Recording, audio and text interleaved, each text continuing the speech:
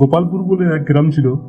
সেখানে মহিম নামে একজন, সে, তার বউ, মা ও তার দুই কন্যা বাস করত। মহিম সবসময় চাইতো যে তার একটা ছেলে হোক, কিন্তু ছেলে বললে তো আর ছেলে হবে না। ঈশ্বর যেটা দেবে বা চাইবে সেটাই মেনে নিতে হবে। এদিকে বছর না ঘুরতেই ঘুরতে মহিমের স্ত্রী আবারও একটা ফুটফুটে কন্যা সন্তান জন্ম দিল। তারপর কি রুমা, আবার তুমি মেয়ে জন্ম দিলে? আমি কিন্তু কখনো চাই না যে আমাদের মেয়ে হোক, তারপরেও তুমি দুইটা মেয়ে জন্ম দিয়েছো। ভেবেছিলাম এবার অন্তত একটা ছেলে হবে, সেটাও মেয়ে জন্ম দিয়েছো। আমি কিন্তু এটা মেনে নিতে পারছি না। হয় তুমি ওই মেয়েকে জঙ্গলে ফেলে এসো, না হলে ওই মেয়ের সাথে তুমিও বাড়ি থেকে বেরিয়ে যাও। এই বলে দিলাম, কাল তুমি এর একটা ব্যবস্থা করবে, বুঝলে? আচ্ছা, তুমি কি গো, ছেলে মেয়ে হওয়া কি আমার হাতে নাকি যে আমি চাইলে হয়ে যাবে? আর তাছাড়া মেয়ে তো ঘরের লক্ষ্মী। আবার তুমি মুখে মুখে তর্ক করছো। আগে মেয়ে দিয়েছো, আবার মুখে মুখে তর্ক করছো। সাহস তো কম না। তবে রে, আমার লক্ষ্মী চাই না, আমার কার্তিক চাই। কথাটা মনে থাকে যেন। বৌমা, কাল যে আমার ছেলে এত করে বলল ওই মেয়েকে বাড়ি থেকে বের করে দিতে, আর তুমি এখনো যাওনি? বলি, তোমার কি কোনো ভয়টাই নেই? প্রাণের মায়া কি নেই? ছেলে ঘরে আসুক, আজ এর একটা বিহিত করবো। ছি ছি, মা ছি, আপনিও একটা মেয়ে হয়ে এ কথা বলছেন? আপনাদের শরীরে কোনো মায়া দয়া নেই নাকি? তবে রে, যত বড় মুখ নয় তত বড় কথা। ছেলে আজ বাড়িতে ফিরলে এর ব্যবস্থা করবো। মুখ থেকে খই ফুটছে, হাতটা তো ভিজে বেড়ালের মতো। আজ আসুক, তোমার একদিন কি আমার একদিন। হাইরে কপাল, এ যুগে এখনো মেয়েদের উপর অত্যাচার কমলো না। সমাজের মেয়েদের উপর নির্যাতন হয়েই চলেছে, সে কি নিজের ঘর হোক বা পরের ঘর হোক। মেয়েদের সমাজে কোনো দাম নেই। হে ঈশ্বর, তুমি এবার অন্তত একটু দেখো। চল মা, তোকে আমি বিদায় জানাই। কি করবো বল, তোর জন্মদাতা পিতা যে চাই না যে তুই ভালোভাবে এই সমাজে বাঁচতে পারিস।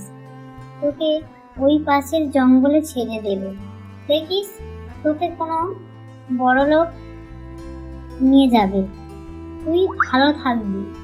আর হ্যাঁ, পারলে তুই তোর এই অভাগা মাকে ক্ষমা করিস। আমার কিছু করার নেই রে মা। নে মা, তাড়াতাড়ি চল। বলে রুমা তাড়াতাড়ি যাওয়ার পিছন থেকে একটা গাড়ি এসে ধাক্কা মেরে দিল। সাথে সাথে মা ও মেয়ে দুজনেই মারা গেল, এবং তারা কিছুক্ষণ পর ডাইনির রূপে পরিবর্তন হলো। তারপর মারে, তুই আর আমি আজ থেকে এই জঙ্গলে থাকবো, আর পুরুষ মানুষ দেখলে তাদের মেরে দেব।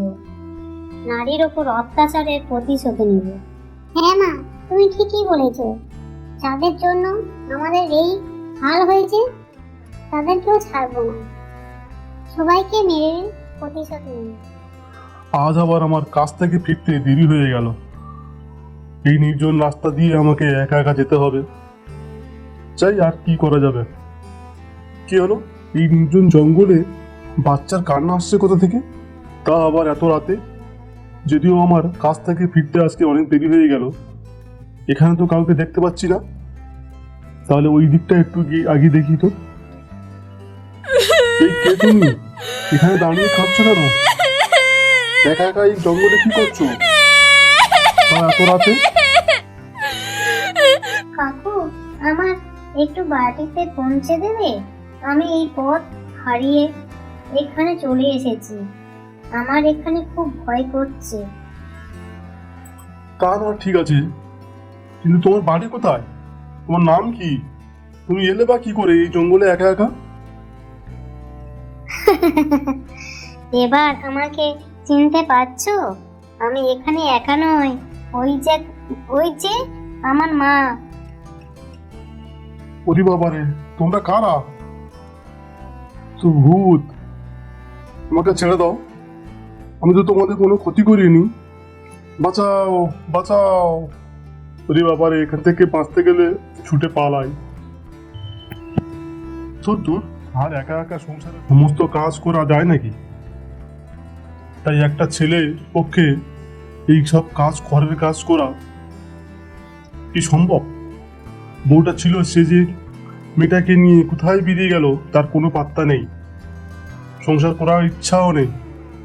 আজ 3-4 দিন হয়ে গেল, বাড়িতে ফিরলো না, ঘরে আসার নামও নেই। থাক, যেখানে গিয়েছে যাক, যেখানে খুশি থাক। আর এদিকে আবার গল্প গল্পে যে কোন আত্মা চলে এলো। আজকে আমার মাথাটা কাজ করছে না কেন? কি হলো? ওই দিক থেকে কোনো বাচ্চার মেয়ের কান্না শব্দ আসছে মনে হচ্ছে। না, ওই দিকটা গিয়েই দেখি। এই জঙ্গলে বাচ্চা এলো কোথা থেকে? এই কে তুমি? এই জঙ্গলে কি করছো? আমার বাবা আমার আর আমার মাকে ঘর থেকে বের করে দিয়েছে, তাই এই জঙ্গলে পথ হারিয়ে চলে এসেছি। ওই যে আমার মা। এ কি রুমাজি, তোমরা এই জঙ্গলে কি করছো? তোমরা বাড়িতে যাওনি কেন? তোমাদের কি সংসার করার ইচ্ছা নেই নাকি? আজ তোমার জন্য আমরা ঘর ছাড়া হয়েছে। তুমি শুধু ছেলে চাও, মেয়েকে চাও না। তাই শুধু তাই তুমি সংসারে আমাদের ছাড়তে বাধ্য করেছিলে। তাই আমরা এই পৃথিবী ছেড়ে চলে গেলাম। আমাদের মৃত্যুর জন্য তুমিই দায়ী। তোমাকে আর ছাড়বো না। তোমাকেও এই পৃথিবী থেকে সরিয়ে দেব। আজ তোমাকে মেরেই তবেই আমার মৃত্যুর বদলা নেব। না রুমা, আমি কি দোষ করেছি বলো? আমার কি দোষ? আমি তো শুধু একটা ছেলে চেয়েছিলাম, কিন্তু আজ আমি আমার সব ভুল বুঝতে পেরেছি। আমাকে মেরো না, আমাকে ছেড়ে দাও। হ্যাঁ, এই তো ছাড়বো বলেই তো এতদিন অপেক্ষা করছিলাম। আজ তোমাকে চির মুক্তি দেব। যা তোমাকে দেখে সমাজে কেউ আর না তোমার মতন হয়। তোমাকে দেখে একটা উদাহরণ তৈরি হবে। আর দেরি নয়, তবে এই নাও। মেরো না, মেরো না, মেরো না।